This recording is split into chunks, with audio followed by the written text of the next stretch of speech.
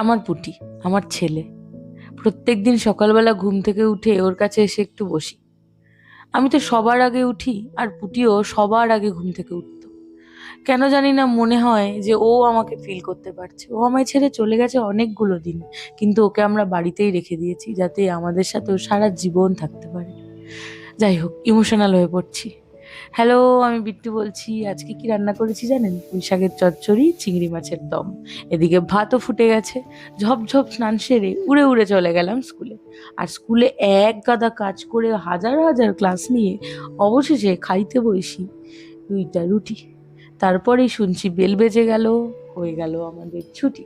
না না মশাই, তাড়াতাড়ি নয়, 4টেতেই ছুটি হয়েছে। সবকিছু তো আর দেখানো যায় না। বেরিয়ে হলো আর এক বিপদ। রাস্তায় এসে গেল ঝড়। কিন্তু তাতে কি, ভিডিও করব, ক্যাপ মারবো, আকাশ পাতাল ফুল পাতা এসব গুনবো, উড়তে উড়তে বাড়ি যাব, তবেই না গিয়ে ঝড়ের মজা। এতটা রাস্তা যখন বাড়ি আসছি ভাবছি যে আজকে কি টানা ঘুম দেবো, কিন্তু যার বাড়িতে এরম একটা মিষ্টি মেয়ে আছে তার কি আর ঘুম হয়?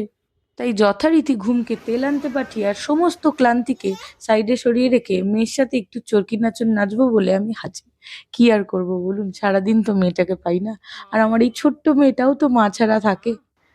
এই সময়টাই বেশ ভালো, আমার মেয়ের পড়াশোনার বালাই নেই, আর আমার তো বয়স বাড়েইনি। তাই এই বিকেলটা আমাদের মামের সব থেকে আনন্দের সময়। ওই দেখুন, চোখটা মেরে দিল। এদিকে ঝমঝমিয়ে বৃষ্টি নেমে গেছে। আর আমাদের মামের এখনো অনেক গল্প বাকি। তাহলে এই ব্লগটা এখানেই শেষ করছি। আজ আসি, টাটা।